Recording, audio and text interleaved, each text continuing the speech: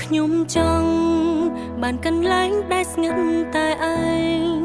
គេចេញពីសំឡេងអើងកងព្រមទាំងគុំនិតដូ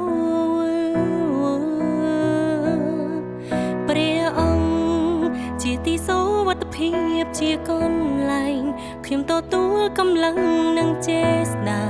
តាមព្រះសូរសៀងរបស់ទ្រង់អូពុំអាចមានអ្វីមកប្រៀបផ្ទឹម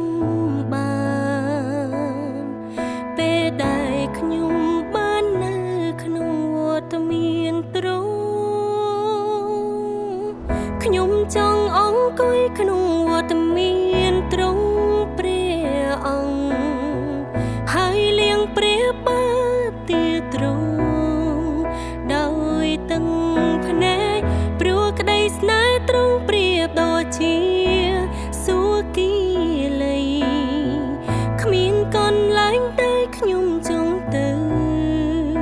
ក្រៅពីទីវត្តមានទ្រង់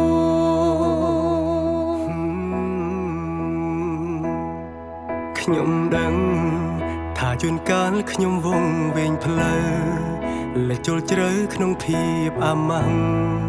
តលតែទ្រង់ដាស់ហៅឈ្មោះខ្ញុំព្រះអង្គ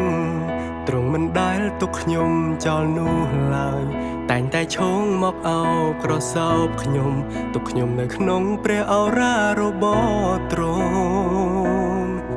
ដូច្នេះខ្ញុំថ្វាយការសរសើរនិងអំណរគុណដោយលុតជង្គង់ស្ញប់ស្ញែងទ្រង់រហូតទៅខ្ញុំចង់អង្គុយក្នុងវត្តមានទ្រង់ព្រះអង្គហើយលៀងព្រះបាទាទ្រង់ដោយទឹកភ្នែកព្រោះក្តីស្នេហ៍ទ្រង់ប្រៀបដូចជាសុគីលីគ្មានកន្លែងដែលខ្ញុំចង់ទៅក្រៅពីទីវត្តមានទ្រង់អូវត្តមានទ្រង់ប្រៀបបានសុគីជាសុគីលីនៅក្នុងវត្តមានទ្រង់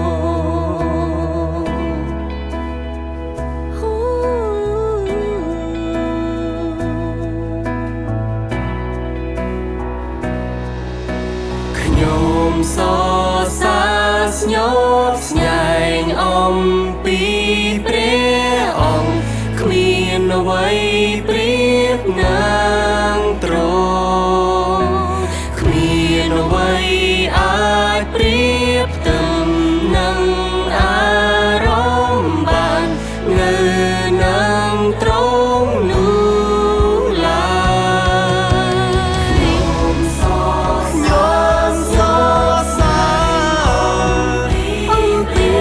ព្រះអង្គគ្មានអ្វីប្រៀបឡើយគ្មានអ្វីអាចប្រៀបផ្ទឹមនឹងអារម្មណ៍ខ្ញុំពុំទៅកន្លែងផ្សេងឡើយ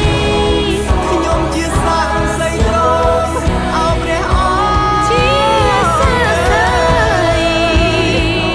គ្មានអ្នកប្រៀបផ្ទឹមទ្រង់ឡើយគ្មានឡើយអារម្មណ៍នឹង